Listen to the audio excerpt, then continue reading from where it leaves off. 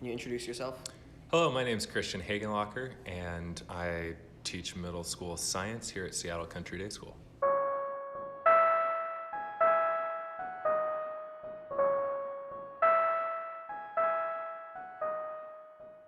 This week, we're trying something a little different. I discussed chasing rare birds with Christian Hagenlocher, a birding legend around Seattle, and I will share that interview with you here, right now, on the Seattle Bird Podcast. Okay, and Christian, what was your spark bird? My spark bird was a peregrine falcon that I saw when I was young in downtown Seattle at my grandmother's work. So she worked in the Washington Mutual Tower, and there was a pair of nesting peregrine falcons on that building in downtown Seattle, and that got me interested in birds, and I've been a fan of falcons ever since.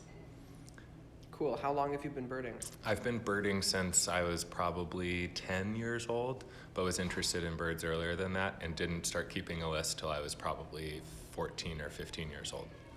Cool. What advice would you give to a beginning birder?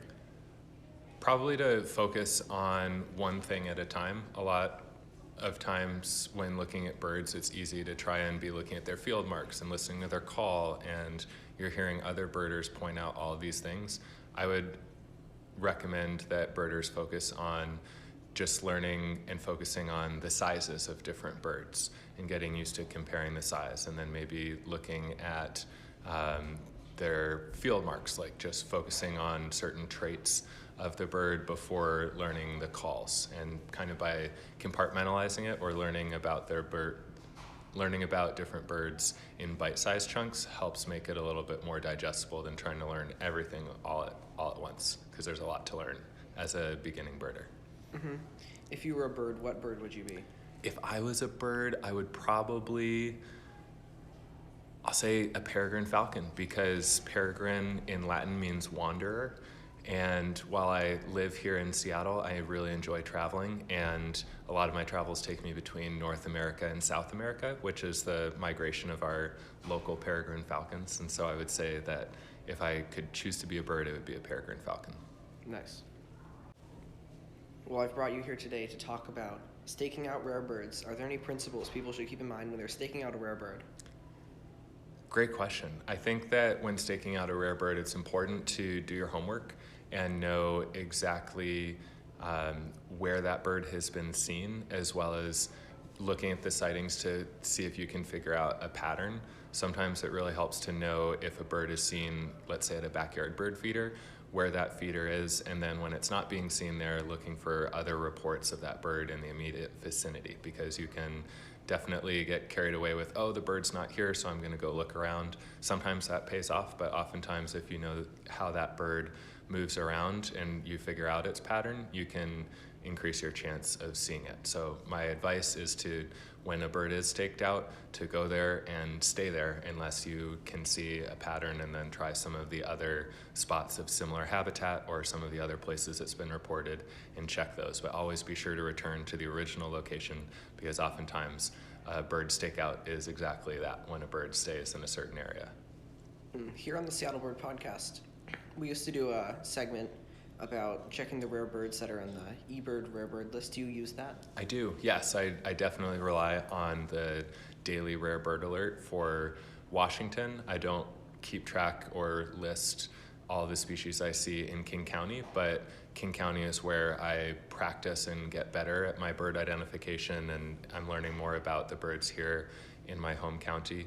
But I definitely use eBird's Rare Bird Alert to keep track of what birds show up, and if it's close by me, I love to go see it and learn more about that bird by watching it. Recently, there's a brambling spotted around King County, and you went looking for it. Tell more about that.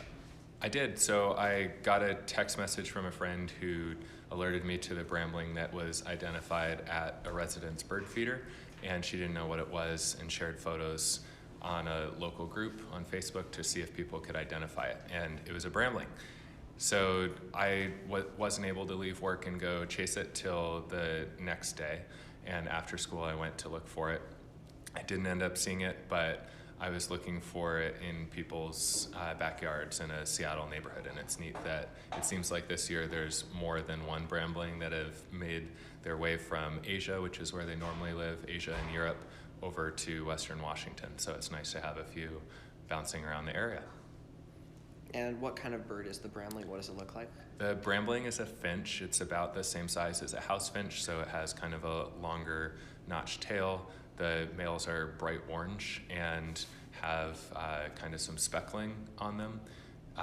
They're pretty bright, and they have an unstreaked orange breast, an orange shoulder, and a white rump. And then in the wintertime, which this bird is in its winter plumage, it has a gray head and a yellow bill. And were there any other recent birds you've staked out in Seattle?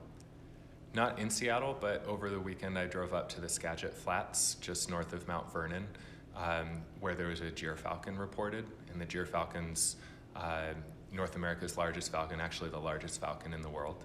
And this individual has been wintering in that area, taking advantage of the high numbers of ducks and geese, particularly snow geese, to hunt and capture.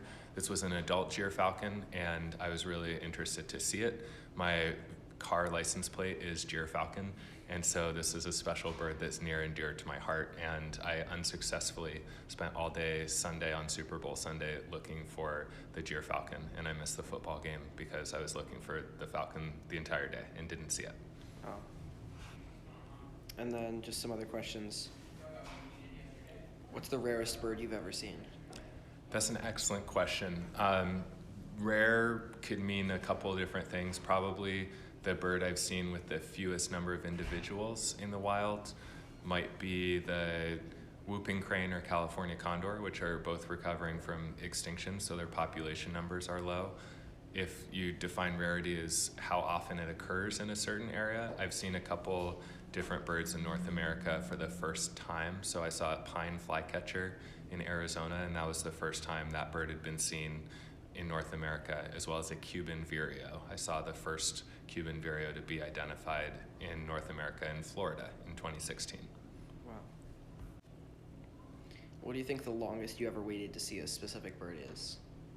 I've waited over 30 years to see a king penguin, and finally, just this last winter break, I went to Antarctica, and on that journey, I was able to visit a breeding colony and see king penguins. And so, yeah, over 30 years, I've always wanted to see and dreamed of seeing a king penguin, and that just came true.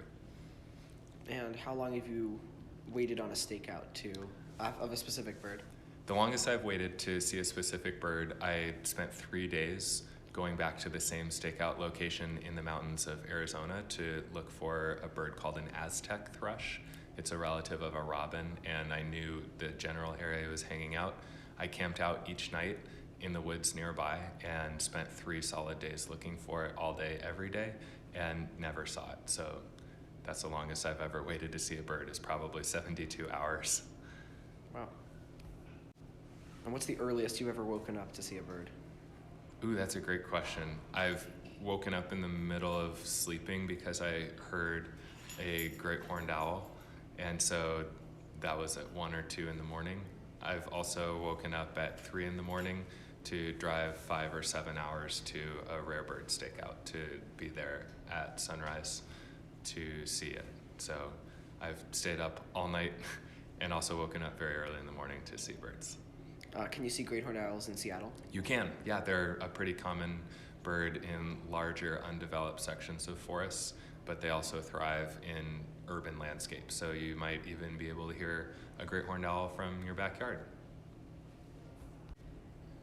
You're pretty bird famous for doing a big year. Can you explain what that is? Yes, so a big year is spending an entire year starting January 1st and ending at the end of December, birding a certain area. It could be a yard big year, a county big year, a state big year, or a country or continent big year. I did what's called an ABA big year, so birding in the American Birding Association, or the ABA area, which includes Canada and the United States and its territories, and Hawaii.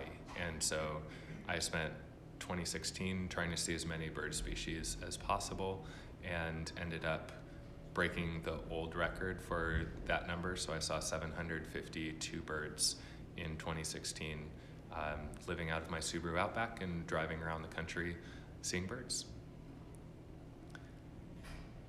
Did you stop at Seattle to see any birds? I did. I actually started and ended my big year in Seattle. So January 1st, I left Seattle very early in the morning and saw a barn owl while I was driving. So that was just after midnight on January 1st. And then I ended the year in Seattle. I just come back from seeing a red-flanked bluetail, which is a rare Asian bird, like a flycatcher in Idaho, and drove back to Seattle and celebrated the new year at the end of the year here in Seattle with my family. There was a red-flanked bluetail in Seattle, which I actually went to go see. Oh, that's right. Cool. And you saw it, right? Yeah. Awesome. So we both have seen that. Really cute, big-eyed little thrush. Well, thank you for coming on our show. Thanks for having me. I look forward to speaking with you again.